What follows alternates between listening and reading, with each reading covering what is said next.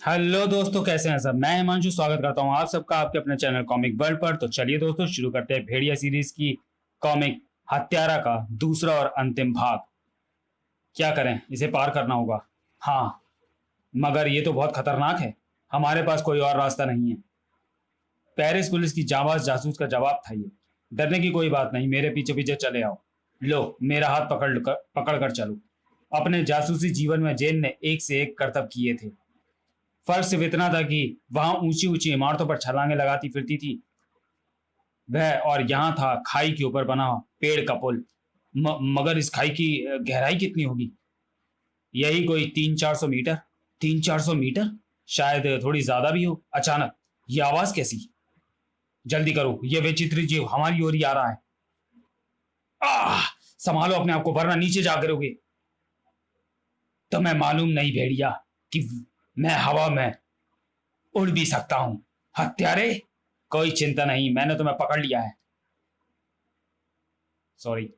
अब देखना यह है कि क्या तुम लोग भी उड़ सकते हो। हा हा हा हा हा, संभलो। नहीं, कोई चिंता नहीं, मैंने तुम्हें पकड़ लिया है। लो जेन, तुम इसको लेकर ऊपर पहुंचो। शुक्र है भेड़िया, तुमने मुझे भी बेलों पर झूलना सिखा दिया था। और तुम भेड़िया, मेरी परवाह मत करो, तुम जाओ।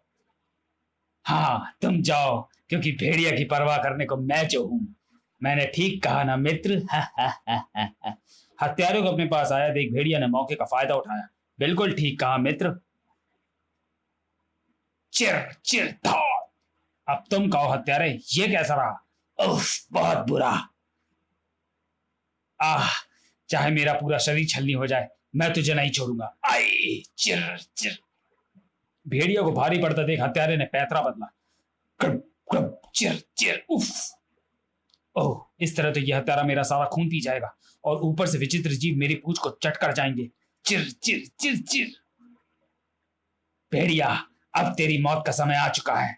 चिर चिर। अब मेरे ये खतरनाक अनुयायी तेरा सारा खून पी जाएंगे। नहीं। चिर चिर। खून के प्यासे जीव भेड़िया पर जौंक की तरह चिपकने लगे। आई!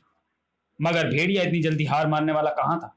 आह, बस एक बार मेरी पूंछ इन पत्थरों चिर चिर पर फंस जाए तो मैं इन छोटे छोटे मौत के सायों को समझ लूं। तभी भेड़िया पर एक विशाल साया लहराया, और भेड़िया की जमीन पर टकरा कर बिखरने से पहले ही। भेड़िया, तुम ठीक तो हो? अरे गरुणा, जिसका तुम जैसा मित्र हो उसे कोई नहीं मार सकता। मित्र गरुणा, मुझे तुरंत कागुरा कबीले ले चलो। अच्छा मित्र। कुछ देर बाद। सरदार काफुल, मैं तुम्हारे बेटे काना को ले जाने आया हूं। क्या मतलब? मतलब यह कि वह एक हत्यारा है। अपने पिता सरदार काफुल की पुकार सुनकर काना भी वहां आ पहुंचा। मैंने सब सुन लिया है पिताजी, मगर क्या भेड़िया के पास कोई सबूत है कि मैं वही हत्यारा हूं? सबूत तो कई है काना। मंत्रणा स्थल पर प्रथम बार मैंने तुम्हारे शरीर से उठती गंध को पहचाना था। फिर वही गंध हत्यारे में भी थी। और तुम्हारा संबंध ईश देवता के कारण भी सिद्ध होता है। गरुणा को तुमने इसलिए छोड़ दिया था क्योंकि तुमने अपनी तरफ बढ़ते अपने पिता के कदमों की आहट पहचान ली थी। दूसरा सबूत यह है, तुम्हारी पीठ का ताजा घाव, जो तुम्हारी मेरी लड़ाई में तुम्हें लगा है। भेड़िया की ताकत और ठोस सबूतों के आगे काना को झुकना पड़ा, और फिर वह सब बताता चला गया। लो बेटा, यह इष्ट देव की अंगूठी पहन लो, क्योंकि तुम 25 वर्ष के हो चुके हो, और इसे कभी मत उतारना, नहीं तो इष्ट देव तुम्हें शाप दे देंगे और अब कबीले के कामों में मेरा हाथ बटाना शुरू करो। जी पिताजी। किंतु मैं एक पढ़ा लिखा व्यक्ति हूं, मैं गाइड ही बनूंगा, और मैं इन बातों में विश्वास भी नहीं करता। मुझे क्षमा करें पिताजी। अगले ही पल, मुझे क्या हो रहा है? मैं शैतान बनता जा रहा हूं। फिर मैं ना चाहते हुए भी शाम से मजबूर होकर हत्याएं करता चला गया। कृपया मुझे क्षमा करें। इसी बीच जैन व शहरी भी वहां आ गए। हमने सब सुन लिया है भेड़िया, तुम इस हत्यारे को कभी माफ नहीं करना। नहीं जैन, काना ने जो भी किया वह शाप से ग्रस्त होकर किया। वह बेकसूर है।